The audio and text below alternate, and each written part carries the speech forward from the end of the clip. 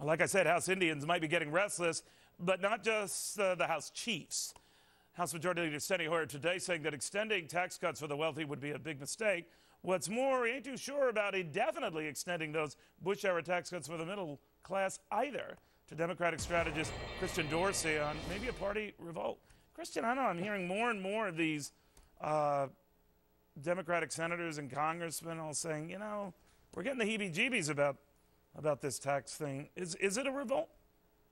I don't think it's a revolt, Neil. It's a healthy disagreement. You know, certainly folks who don't want to see the tax cuts expire have a legitimate concern. Half of small businesses, you know, folks who are making in the upper income brackets, the top 2 to 3% where the tax cuts would expire under the most common proposal, half of that income that they generate comes from business income. So there's a concern that some have as to what that would do to the jobs market.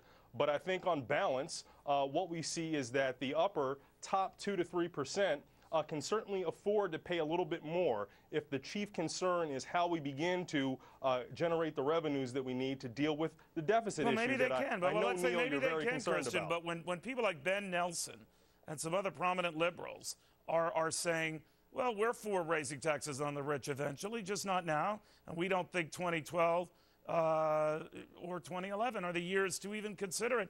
Push it back until we know the economy's on firm ground. What do you make of it? It's somewhat reasonable, but let me quibble, Neil. Ben Nelson is not a liberal, and I don't think he would want to take that label. All right, then how do you describe Jerry Nadler in New York, who wants to stagger it and adjust it for high-paying or high-income or highly taxed regions like New York? I mean, he's got a lot of sympathetic fellow liberals who are saying, you know, Jerry, you might be onto something because we're catching hell for this. Yeah, they're concerned about really choking off a key engine of potential economic recovery, and I think that's a legitimate point of debate. But is the slowdown itself, now this is where I want to be clear, is the slowdown itself and the fact that we're not coming out of this, certainly not to the degree I'm sure you or the president would want, giving you pause and saying, all right, we're interested in doing this, just not now? You know, listen, Neil, if you ask me, do we absolutely need to do this in January? The economic answer is absolutely not. But if people want to really figure out how we address the long-term deficit issues, this is a great, reasonable first step to start, because it is going to affect people who, quite frankly, can afford to pay a little bit more. And keep in mind, Neil, that we've done some things over the last year, like, for example, slowing the cost, the growth in the rate of health care costs that are going to help business owners. So clearly, the tax implications are not going to be as severe as they maybe would have been a year ago. Well, I talked to a lot of these guys of all different stripes, not just the $250,000 crowd, $250 million crowd, the $2.5 billion crowd.